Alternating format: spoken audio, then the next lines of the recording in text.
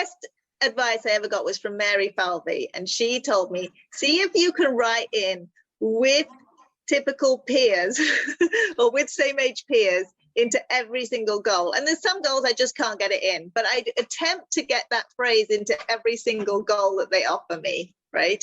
And so just like focusing on, yeah, this is a great goal, but can he do it with kids instead of doing it with grown-ups, right? So to try and encourage them to have him working with other kids, because it's great to learn from other kids.